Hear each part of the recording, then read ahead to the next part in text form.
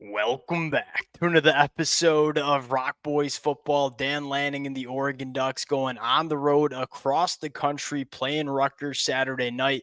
If I'm an Oregon fan, I'm fired up for this football game. I get the opportunity to see how this football team responds to a little adversity because we didn't get to see this from Oregon in 2024. They did not lose a football game until they played Ohio State in the college football playoffs. And the other conversation that I don't think we have enough when it comes to Oregon is this team from a talent standpoint.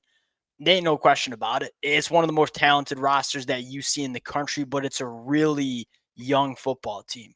A lot of year one guys, a lot of year two guys, really at the oldest. It's year three guys. And so you're seeing, hey, not only how this team responds, but can this team continue to get better as the season goes on? Because that's the conversation that we've been having with Oregon all season long is, yeah, we got to win football games in September and October, but what version of Oregon do we get in November and December? Can this Oregon team continue to get better and clean up the mistakes as we roll into the postseason, as we roll into the college football playoffs?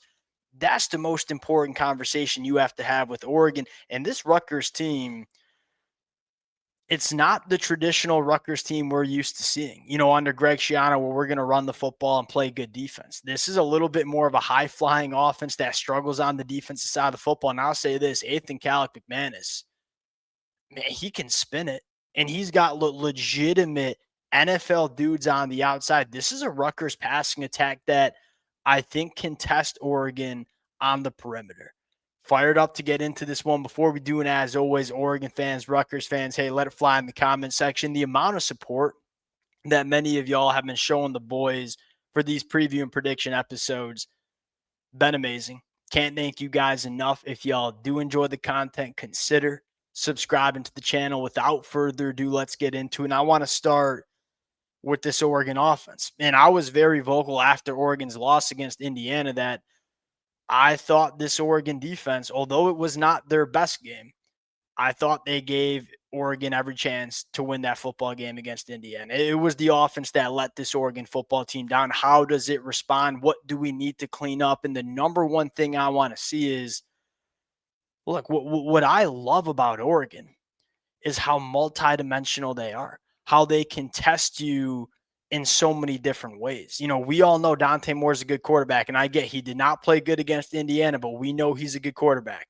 We got difference makers on the outside. We can test you on the perimeter, but at the same time, this is an Oregon offensive line that I'll say this, I ain't taking many offensive lines over Oregon across the country, specifically when it comes to running the football.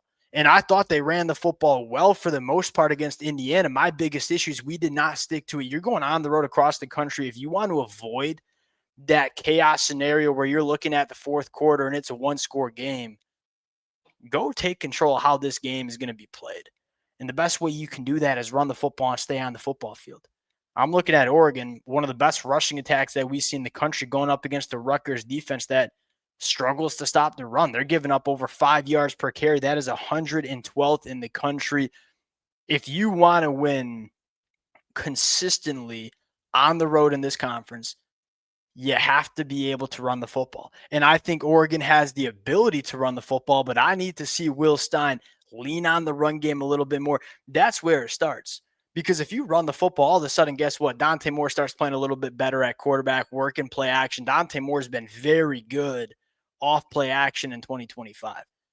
Go on the road, give Dante Moore a run game, start letting him work play action. And I would like to see a little bit more verticality in this Oregon offense. And I want to see more of an emphasis on getting our best football players the opportunities to make plays.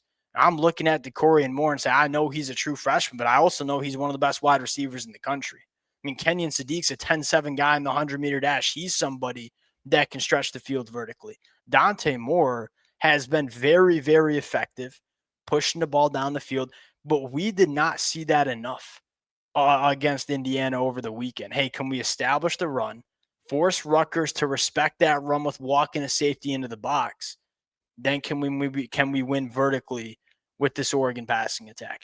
I want to get them back to executing the way I know Oregon can execute on offense. And I really do think the key for this Oregon offense is running the football. Dan Lanning has recruited and built this roster to be one of the more physical teams, not only in the Big Ten, but in the country.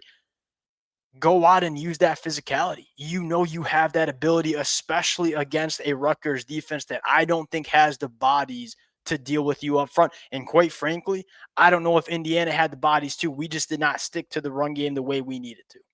Now you flip the sides and say, hey, Rutgers, man, they don't really run the football and they struggle in pass protection. That might be the first story. I know how good this Oregon pass rush can be. When you have two NFL dudes in Mateo you got Tatum on the other side, you got Amari Washington and Bear Alexander on the inside. This should be an Oregon defensive line that really can affect the quarterback and create negative plays. You're going up against a Rutgers team that, number one, they don't really run the football. They're only running the football 46% of the time. That's 103rd in the country. They're going to drop back and try to throw the football all around the yard. They got an offensive line that hasn't been very good in pass protection. Can Oregon's pass rush show up on the road? I'm talking about Mateo. I'm talking about Tatum. And then here's the other conversation this is where Rutgers is a really dangerous football team.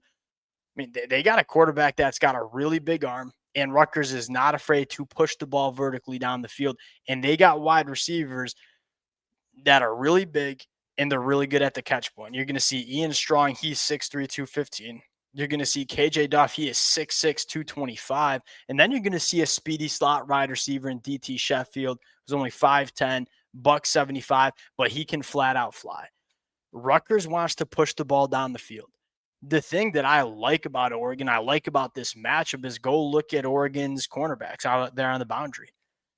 Man, they're big and they're fast. I look at Brandon Finney and say, all right, I know he's a true freshman, but he's 6'2", 200 plus pounds. I think he has the size and physicality to deal with some of these bigger Rutgers pass catchers. And I'm saying the same exact thing on the other side with Ifio or Siona, whoever they're playing out there. I think Oregon has the defensive backs to deal with some of these really big and really physical pass catchers.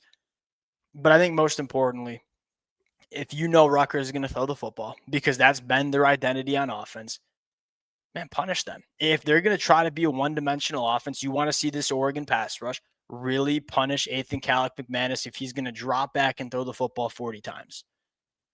Those are the storylines that you're looking at getting into the pick here. This is one of my favorite plays of the week, I think. And it really has very little to do with Rutgers because I think Rutgers is probably a better football team than what their 3-3 record says. Dan Lanning coming off a loss. And look, I know this is a tough travel day.